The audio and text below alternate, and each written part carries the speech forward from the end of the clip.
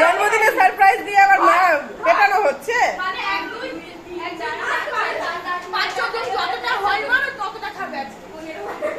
এটা অন্যায়, এটা কোথাকার নিয়ম?